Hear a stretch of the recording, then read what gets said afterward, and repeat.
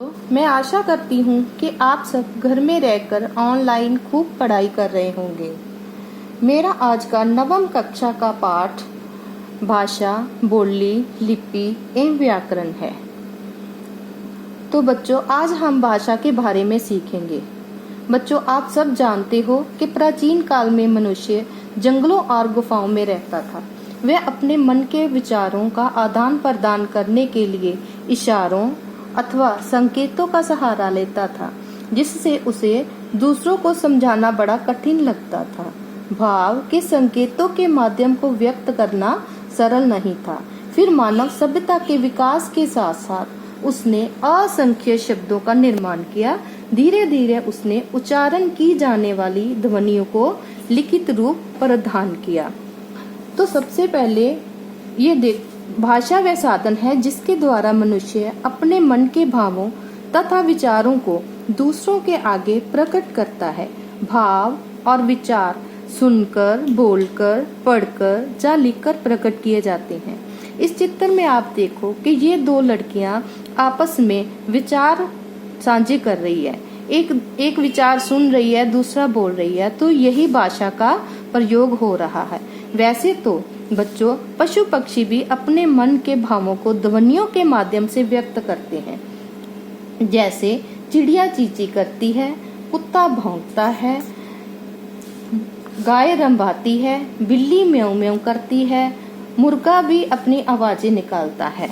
लेकिन क्या है कि ये जो ध्वनियां इनके द्वारा निकलती है, वह इसको हम भाषा नहीं कह सकते। भाषा का प्रयोग केवल मनुष्य द्वारा ही किया जाता है।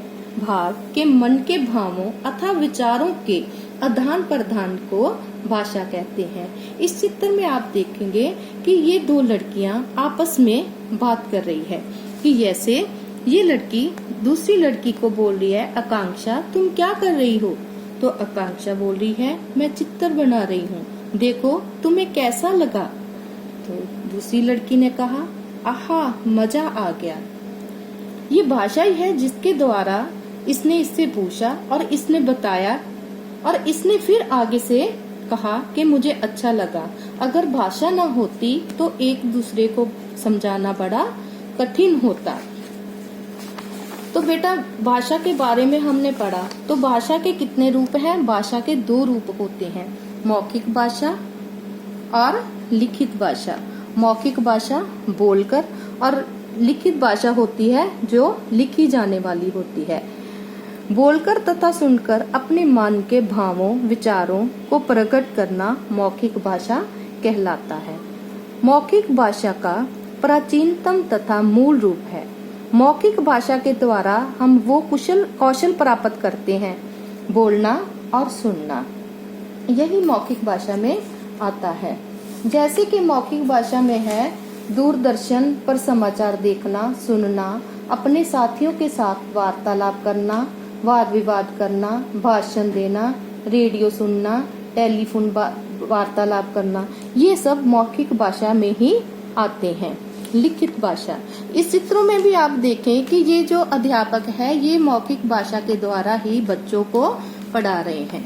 ये औरत डाकिये के साथ वार्तालाप कर रही है, ये भी यही मौखिक भाषा है। लिखित भाषा, जब पढ़कर अथवा लिखकर अपने मन के भावों तथा विचारों को प्रकट किया जाता है, वह भाषा का लिखित रूप कहलाता है।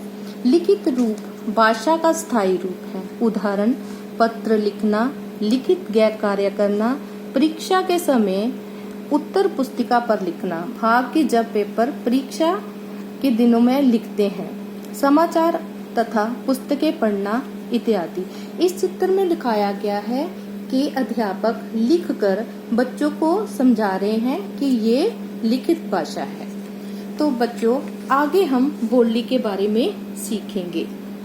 बोली, आपको पता है कि बोली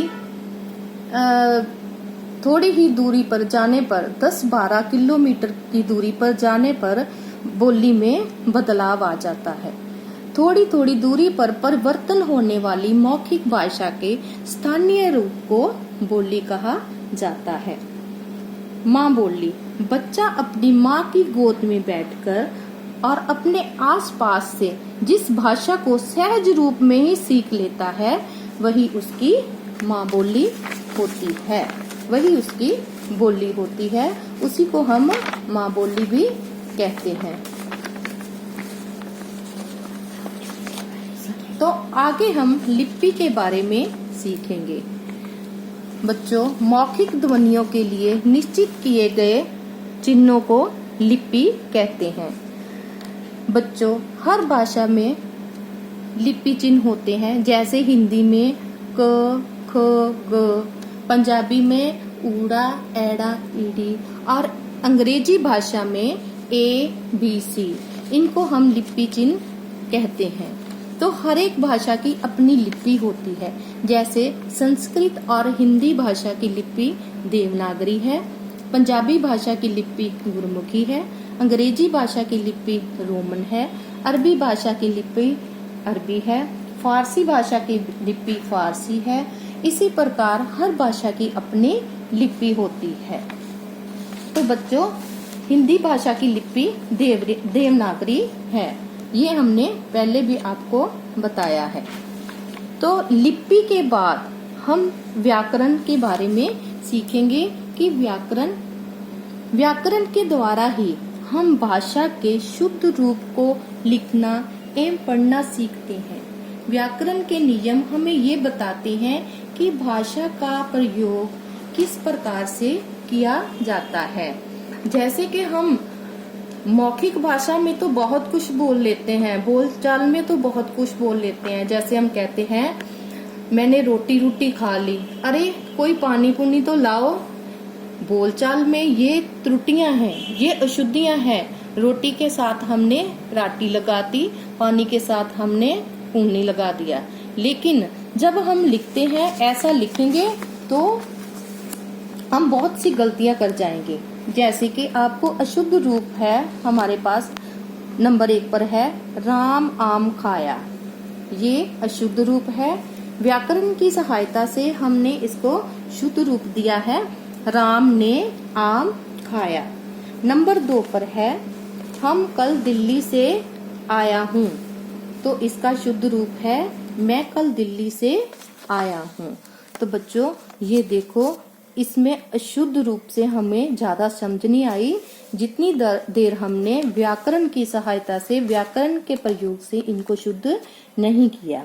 सीता और गीता कल पटना जाएगा।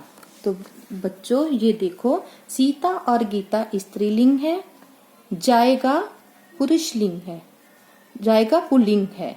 सीता और गीता पटना जाएंगी, ये सही है। मेरे को विद्यालय जाना है, ये अशुद्ध रूप है। मुझे विद्यालय जाना है, यही शुद्ध रूप है। तो व्याकरण की सहायता से हमें शुद्धता का पता चलता है कि अशुद्ध क्या है और हम शुद्ध कैसे लिख सकते हैं। तो बच्चों, आज हमने भाषा, बोली, लिपि और व्याकरण के बारे में बहुत कुछ सीखा। मुझे आशा है कि आप भी इससे जरूर सीखेंगे और ऐसे ही आगे सीखते जाएंगे और मेहनत करेंगे। अंत में मैं आपसे निवेदन करती हूँ कि घर में रहिए, सुरक्षित रहिए। धन्यवाद।